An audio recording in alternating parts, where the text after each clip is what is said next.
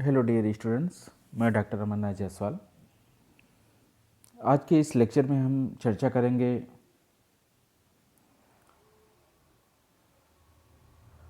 परिस्थिति एवं भूमिका से संबंधित आर के मार्टन द्वारा दी गई अवधारणाओं के संदर्भ में परिस्थिति एवं भूमिका के पारस्परिक संबंध के बारे में और परिस्थिति और भूमिका के समाजशास्त्रीय महत्व के बारे में हम बात करेंगे।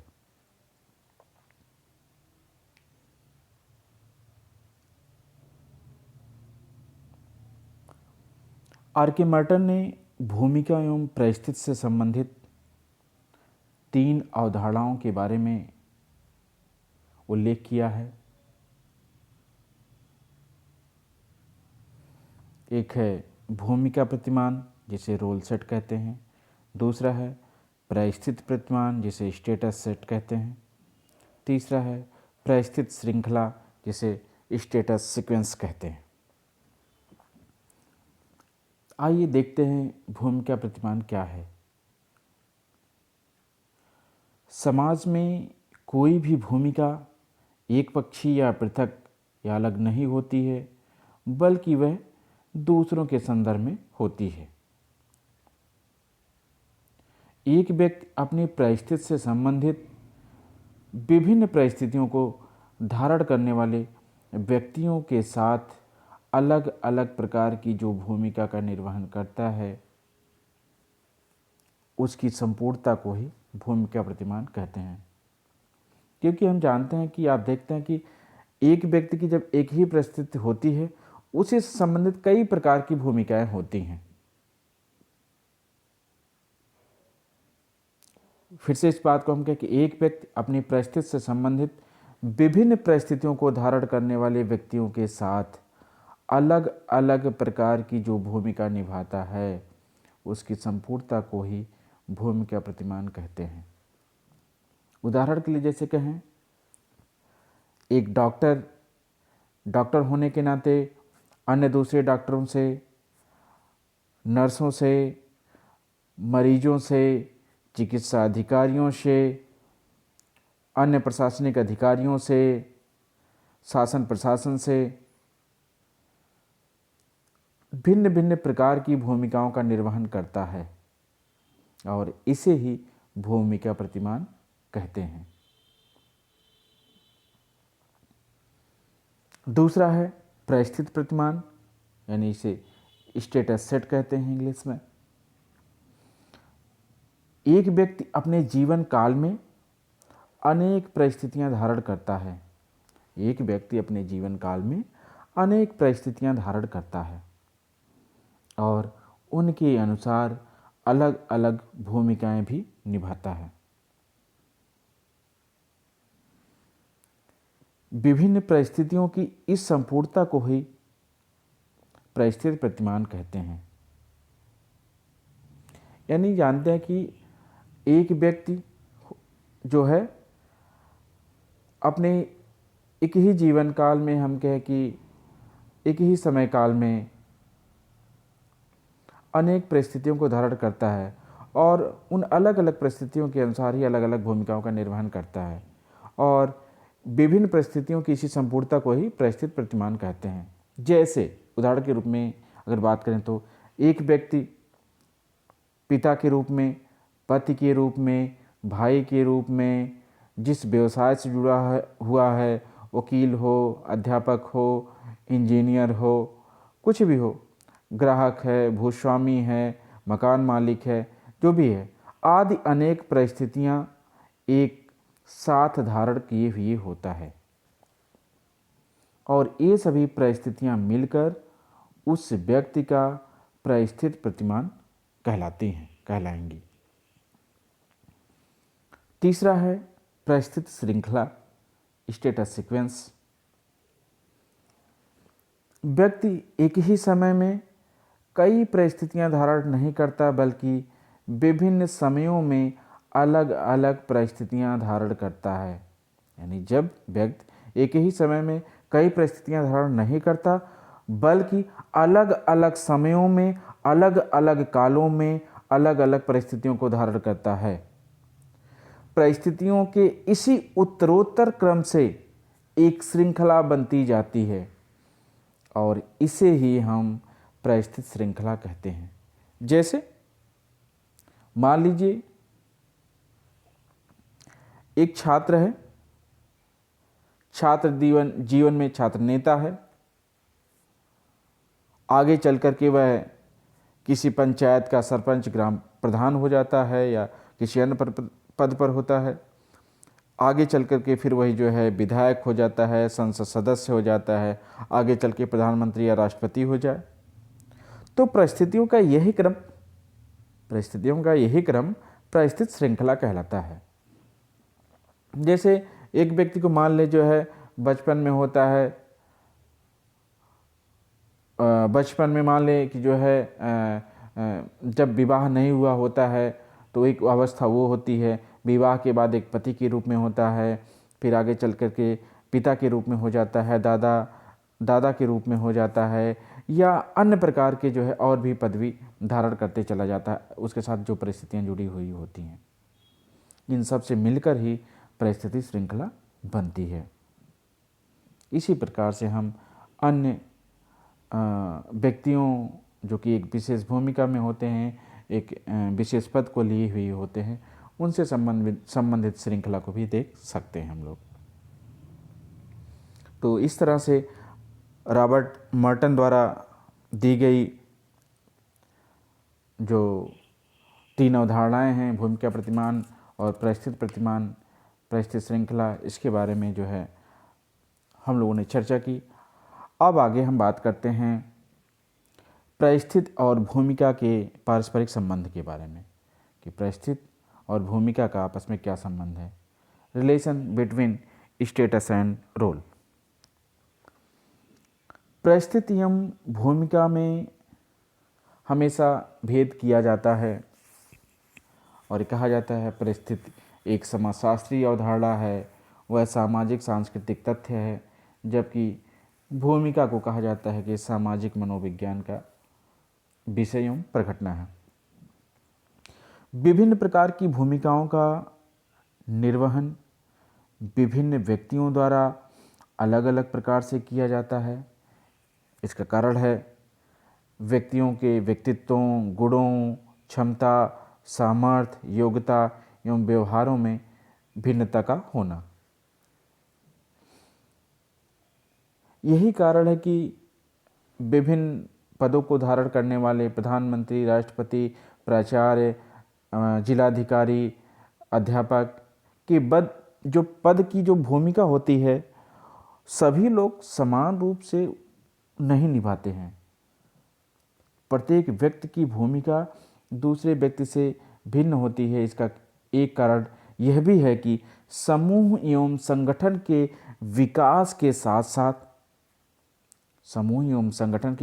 साथ साथ उसके पदाधिकारियों के कार्यों एवं दायित्वों में भी परिवर्तन आ जाता है। इसलिए ही कहते हैं कि भूमिका परिस्थिति का गत्यात्मक या गतिशील पहलू है। परिस्थिति एवं भूमिका के संबंध हमेशा स्थिर न होकर बल्कि परिवर्तित होते रहते हैं, बदलते रहते हैं। नए विचारों, नए मूल्यों एवं मान्यताओं, विश्वासों के साथ साथ परिस्थिति व भूमिकाओं के संबंध भी परिवर्तित होते रहते हैं। जैसे हम कहें मजदूर और मालिक के बीच जो संबंध मध्यकाल में था, वैसा ही आज की आधुनिक या औद्योगिक युग में नहीं है। पति पत्नी, माता पिता और संतानों के संबंध, गुरु शिष्य के संबंध, जैसे हम प्राचीन काल में थे या प्राचीन काल में जैसी स्थिति थी या वैदिक काल में जैसी स्थिति थी दर्शाई जाती है, वैसी स्थिति वर्तमान में आज नहीं है। इनमें से कई परिस्थितियों की प्रतिष्ठा एवं भूमिकाओं में अंतर होता जाता है या अंतर पाया गया। परिस्थिति एवं भूमिका का इतना घनिष्ठ संबंध है कि दोनों को एक ही सिक्के के 2 पहलू कहा जाता है। कुछ लोग कहते हैं कि बिना परिस्थिति के कोई भूमिका नहीं होती और बिना भूमिका के कोई परिस्थिति नहीं होती। उदाहरण के लिए जैसे एक किसी महाविद्यालय या किसी संस्था में प्राचार्य की परिस्थिति ही ना तो कोई व्यक्ति बिना प्राचार्य की भूमिका निभाए प्राचार्य कैसे हो सकता है। यानी कि यदि किसी संस्था में प्राचार्य की परिस्थिति ही ना हो तो कोई व्यक्ति बिना प्राचार्य की भूमिका निभाए प्राचार्य कैसे हो सकता है। यानी कि जो है बिना परिस्थिति के कोई भूमिका नहीं होती और बिना भूमिका की कोई परिस्थिति में नहीं होती है। यानी दोनों एक दूसरे के, दोनों एक ही सिक्के के दो पहलू हों या एक दूसरे से जुड़े हुए हैं। एक बात यह भी ध्यान रखने वाली है कि आप इसको देख सकते हैं कि बिना एक परिस्थिति को धारण किए भी एक व्यक्ति उस पद से संबंधित भूमिका निभा सकता है। आइए देखते हैं कैसे। जैसे उदाहरण के रूप में मान लेते हैं हम, यह अपवाद स्वरूप होता है या ऐसा देखा जाता है, इसको अलग रूप में देख सकते हैं कि किसी एक पद के धारण करने वाले व्यक्ति को मान लीजिए जिलाधिकारी हैं, प्राचार्य हैं या और भी कोई पदाधिकारी हैं, जब कभी छुट्टी पे चले जाते हैं तो अन्य प्राध्यापक हैं, अन्य प्रशासनिक अधिकारी हैं या किसी डॉक्टर के छुट्टी के चले जाने पर उनसे संबंधित जो अन्य लोग हैं, जब उनकी भूमिका का निर्वहन करते हैं या उनकी भूमिका निभा सकते हैं, फिर भी ये जो भूमिका निर्वहन करते हैं इन पदाधिकारियों की अनुपस्थिति में वे ना तो प्राचार्य कहलाते हैं, ना तो जिलाधिकारी कहलाते हैं, ना तो डॉक्टर कहलाते हैं, बल्कि उनकी अपनी विशेष परिस्थिति वही बनी रहती है। इसीलिए ही बीरस्टीड कहते हैं परिस्थिति संस्थागत भूमिका है। फिर भी परिस्थिति और भूमिका एक दूसरे के पूरक और परस्पर संबंधित तथ्य हैं। आइए आगे बात करते हैं परिस्थिति और भूमिका के समाजशास्त्री महत्व के बारे में। Sociological importance of status and role. परिस्थिति एवं भूमिका का व्यक्तिक एवं सामाजिक दोनों ही दृष्टियों से महत्व है। आइए बिंदुवार इसकी चर्चा करते हैं। पहले पॉइंट के रूप में कह सकते हैं कि परिस्थिति और भूमिकाएं मिलकर ही सामाजिक व्यवस्था का निर्माण करते हैं और सामाजिक संगठन को सुचारू रूप से चलाने के लिए, बनाए रखने के लिए इनमें पारस्परिक संतुलन एवं तालमेल होना आवश्यक है। यानी कि जो परिस्थिति और भूमिकाएं होती हैं यही मिलकर के ही सामाजिक व्यवस्था का निर्माण करती हैं। दूसरा पॉइंट है परिस्थिति और भूमिकाएं समाज में श्रम विभाजन कर सामाजिक कार्यों को सहज और सरल बनाती हैं। नेक्स्ट पॉइंट है ये समाज में सामाजिक नियंत्रण बनाए रखने में योग देती हैं। ये समाज में सामाजिक नियंत्रण बनाए रखने में योगदान देती हैं या अपनी भूमिका निभाती हैं, क्योंकि प्रत्येक परिस्थिति एवं भूमिका से संबंधित सामाजिक प्रतिमान एवं नियम होते हैं और व्यक्ति से उनके अनुरूप आचरण करने की अपेक्षा की जाती है।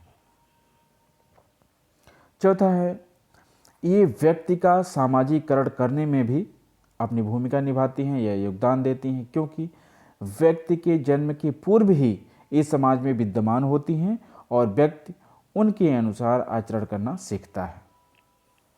नेक्स्ट पॉइंट है परिस्थिति एवं भूमिका व्यक्ति की क्रियाओं का मार्गदर्शन करती हैं। परिस्थिति एवं भूमिका व्यक्ति की क्रियाओं का मार्गदर्शन करती हैं और उसे बताती हैं कि किस परिस्थिति में उसे किस प्रकार की भूमिका निभानी होगी। नेक्स्ट पॉइंट है इनके द्वारा हम किसी भी व्यक्ति के व्यवहार का पूर्वानुमान लगा सकते हैं। उदाहरण के रूप में कह सकते हैं यदि कोई व्यक्ति प्रधानमंत्री बनता है या जिलाधिकारी बनता है तो हम उसके कार्यों के बारे में पूर्वानुमान लगा सकते हैं और उसकी भविष्यवाणी कर सकते हैं, क्योंकि यह संविधान, विधान एवं सामाजिक प्रथाओं, नियमों, कानूनों के द्वारा उसके कार्य निर्धारित कर दिए जाते हैं। नेक्स्ट पॉइंट है, भूमिकाओं के निर्वहन से समाज की प्रकार्यात्मक आवश्यकताएं पूरी होती रहती हैं। भूमिकाओं के निर्वहन से ही, जो व्यक्तियों द्वारा निर्वहन की जाती हैं, समाज की प्रकारात्मक आवश्यकताएं इनसे पूरी होती रहती हैं। इससे समाज में निरंतरता एवं स्थिरता बनी रहती है। नेक्स्ट पॉइंट है, एक परिस्थिति और उससे संबंधित भूमिका व्यक्ति में एक विशेष प्रकार की मनोवृत्ति को जन्म देती है। एक परिस्थिति और उससे संबंधित भूमिका व्यक्ति में एक विशेष प्रकार की मनोवृत्ति को जन्म देती है। व्यापारी है, अध्यापक है, छात्र है, सैनिक है और या कि कोई अन्य पदाधिकारी है, इनकी मनोवृत्तियों के निर्धारण में उनकी परिस्थिति एवं भूमिका का भी प्रभाव होता है। नेक्स्ट पॉइंट है, परिस्थितियां व्यक्ति में जागरूकता एवं उत्तरदायित्व की भावना पैदा करती हैं। यानी परिस्थितियां जो होती हैं व्यक्ति में जागरूकता एवं उत्तरदायित्व की भावना पैदा करती हैं। नेक्स्ट है, समाज में उच्च एवं निम्न परिस्थितियां होती हैं, वे व्यक्ति को प्रयत्न करने के लिए प्रेरित करती हैं और प्रयत्नों के कारण ही उसकी प्रगति संभव हो पाती है।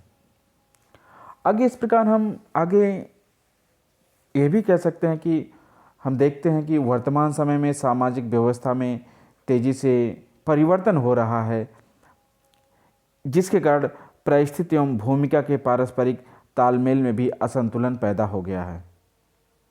आज भूमिका प्रत्याशा एवं भूमिका ग्रहण में काफ़ी अंतर आ गया है। इसके कारण व्यक्तिक एवं सामाजिक विघटन की स्थिति उत्पन्न होने लगी है। उदाहरण के लिए हम कह सकते हैं, विभिन्न पदों को धारण करने वाले पदाधिकारी आदि सभी अपनी भूमिकाओं को उस प्रकार नहीं निभा रहे हैं जिस प्रकार की उनसे अपेक्षा की जाती है।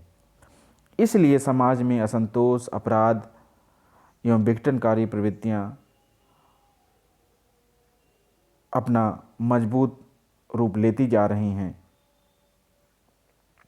एवं व्यक्तिक एवं पारिवारिक विघटन की मात्रा बढ़ती जा रही है। समाज व्यवस्था को सुचारू रूप से चलाने के लिए यह आवश्यक है कि व्यक्तिगत स्तर पर एवं सामाजिक स्तर पर परिस्थिति एवं भूमिका में संतुलन बना रहे और लोग बदलती हुई सामाजिक व्यवस्था के अनुरूप अपनी भूमिका निभाते रहें। तो इस तरह से इस लेक्चर में हमने परिस्थिति एवं भूमिका के संबंध के बारे में, परिस्थिति और भूमिका के समाजशास्त्रीय महत्व के बारे में एवं R.K. मर्टन द्वारा दी गई परिस्थिति एवं भूमिकाओं से संबंधित 3 अवधारणाओं के बारे में हमने चर्चा किया। तो आज के इस लेक्चर में यहीं तक। Thank you so much.